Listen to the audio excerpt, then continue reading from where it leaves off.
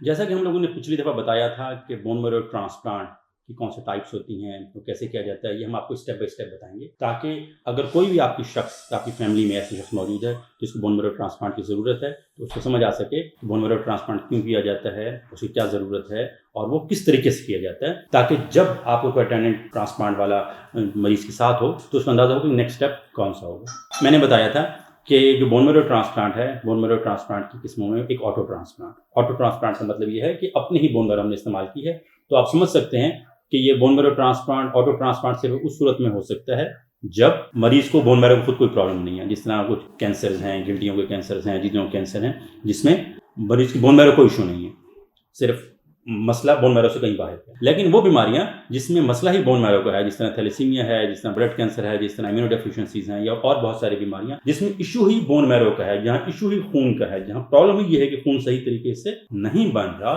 वहां पर फिर मरीज को एलो ट्रांसप्लांट की जरूरत पड़ती है। एलो ट्रांसप्लांट का मतलब ये है कि किसी और इंसान से हम बोन मैरो को लेंगे और इस इंसान में डालेंगे, इसे हम कहते हैं एलो ट्रांसप्लांट। तो आज हम डिस्कस करेंगे एलो ट्रांसप्लांट, उसके स्टेप्स। मेरा नाम डॉक्टर सैयद नासिर अब्बास है, मैं पीडियाट्रिक हेमेटोलॉजिस्ट ऑन्कोलॉजिस्ट हूँ और हेड हूँ बोन मैरो ट्रांसप्लांट यूनिट का चिल्ड्रन हॉस्पिटल लाहौर में। तो एलो ट्रांसप्लांट, जिससे मैंने बताया, एलो ट्रांसप्लांट का मतलब है कि किसी और इंसान से लेना है। अच्छा, जब हम एलो ट्रांसप्लांट की बात करते हैं कि किसी और इंसान से लेना है या गॉड से लेना है, किसी और जगह से लेना है, तो उसकी अमूमन पाकिस्तान में रहते हुए, मैं अमूमन जो बात कर रहा हूँ पाकिस्तान में रहते हुए, उसकी दो बड़ी टाइप्स हैं। एक बड़ी टाइप कि फुल मैच, अगर कोई डोनर फुल मैच कर लिया। और मैं बताता जाऊँ कि पाकिस्तान में हमें कवानीन आम हालत में इजाज़त नहीं देते कि हम लोग फैमिली से बाहर मैच करवाएं, हम फैमिली के अंदर से ही हमें डोनर सेलेक्ट करना पड़ता है। और अगर कोई फैमिली के अंदर से डोनर मैच कर जाता है, तो सबसे अच्छा डोनर जो होता है वो बहन भाई होते हैं। सबसे अच्छे रिजल्ट जो होते हैं, तकरीबन 80-90% मैं कहूँगा कि वो बहन भाई अगर मैच कर देते हैं। अगर बहन भाई, जो कि अगर बहन भाई हैं तो 6x6 मैच भी काफ़ी है। अगर बहन भाई से आगे कुछ चलते हैं तो हम 10x10 मैच या 12x12 मैच की बात करते हैं। तो मैचिंग होती कैसे है? तो आज हम डिस्कस करेंगे कि हम मैचिंग कैसे करते हैं, क्योंकि पहला मरहला यही है। मैचिंग जो होती है, मैचिंग अमूमन खून का टेस्ट होता है। जब हम एचएलए मैचिंग की बात कर रहे होते हैं, तो इसमें ब्लड ग्रुप की मैचिंग नहीं है। ब्लड ग्रुप चाहे जो भी हो, आइडियली डोनर और पेशेंट का एक ब्लड ग्रुप हो तो अच्छी बात है। अगर डोनर और पेशेंट का ब्लड ग्रुप एक नहीं है, तब भी ट्रांसप्लांट किया जा सकता है। और उसमें आम हालत में चाहे मैच ब्लड ग्रुप एक है या नहीं, दोनों सूरतों में हमें HLA, human leukocyte antigen matching करवानी पड़ती है, जो खून का एक टेस्ट होता है, सिंपल ब्लड से लिया जाता है। अक्सर लोग हमसे ये पूछते हैं कि हम लोगों ने खून अभी कल परसों लगवाया है, तो क्या हम एचएलए मैचिंग का टेस्ट भिजवा सकते हैं?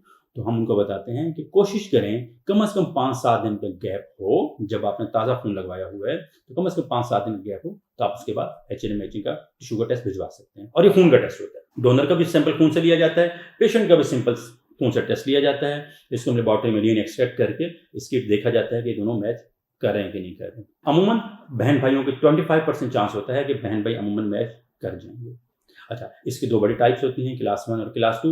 अमूमन हम लोग कॉस्ट बचाने के लिए, पैसे बचाने के लिए मरीज से कहते हैं कि पहले क्लास 1 मैच करा लो, अगर वो मैच करेगी तो क्लास 2 मैच करा लेना, या दोनों ऑपोजिट भी हो सकता है, क्लास 2 करा लो या उसके बाद क्लास 1 करा लेना, ताकि कॉस्ट आधी हो जाए। अगर क्लास 1 मैच कर जाती है, फिर क्लास 2 करते हो। अमूमन अगर क्लास 1 मैच कर जाए तो क्लास 2 भी मैच कर जाती है। बहन भाइयों में 6x6 मैच काफ़ी होता है।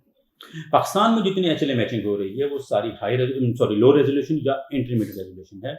अगर हम लोग किसी का मैचिंग बाहर करना चाहते हैं कि बहन भाई मैच नहीं करा, तो हम खानदान में किसी और से करना चाह रहे हैं, चचा से करना चाह रहे हैं, मामू से करना चाह रहे हैं, माँ से करना चाह रहे हैं, बाप से करना चाह रहे हैं, तो फिर यूजुअली हम उन्हें एडवाइस करते हैं कि आप हाई रेजोल्यूशन एचएलए मैचिंग कराएं। हाई रेजोल्यूशन एचएलए मैचिंग मुल्क से अमूमन बाहर होती है, बहुत ज़्यादा महंगी नहीं है, लेकिन भिजवाई जा सकती है, मुल्क से बाहर भिजवाते हैं। और वो फिर 12x12 हाई रेजोल्यूशन मैच होता है कि जो बहुत ज़्यादा कंपोनेंट्स को देखता है कि ये मैच कर गए कि नहीं कर गए। मैं बताता जाऊँ कि पूरी ट्रांसप्लांट की अगर बैकबोन है तो दिस इज एक्चुअली मैचिंग। अगर जितना अच्छा मैच या वो डोनर होगा, उतने अच्छे रिजल्ट्स होंगे, नंबर एक। दूसरे नंबर पर ये कि जितना एज का डिफरेंस कम होगा डोनर और पेशेंट का, उतना हम बेहतर समझते हैं। क्योंकि अमूमन हम कहते हैं कि डोनर अमूमन किसी उम्र का भी हो सकता है, लेकिन कोशिश करनी चाहिए कि डोनर की उम्र तकरीबन 40 साल से कम हो। 40 साल से ज़्यादा भी हो सकती है अगर ज़रूरत पड़े, लेकिन 40 से कम अगर हो तो स्टेम सेल्स की तादाद, स्टेम सेल की जो साख्त, स्टेम सेल की जो क्वालिटी होती है, वो निस्बतन बेहतर होती है। जब हमारी एचएलए मैचिंग ये हो जाती है, तो हम उसे कहते हैं कि फुल मैच है। अगर पेशेंट फुल मैच कर जाता है हम अगले स्टेप पे चले जाते हैं जो कि कंडीशनिंग का होता है, जो हम बाद में डिस्कस करेंगे। एक और चीज़, क्योंकि मैंने आपको बताया था कि हम पाकिस्तान में ट्रांसप्लांट की बात करें, दुनिया भर में फैमिली से बाहर भी मैच किया जा सकता है, पाकिस्तान में भी किया जा सकता है, लेकिन हमारे कवानीन बाज़ औक़ात इजाज़त नहीं देते। अगर इजाज़त देते हैं तो कहते हैं स्पेशल सर्कमस्टांसेस, स्पेशल परमिशन होनी चाहिए, क्योंकि पाकिस्तान में दूसरी ऑप्शन मौजूद है, दिस इज़ हैप्लो ट्रांसप्लांट।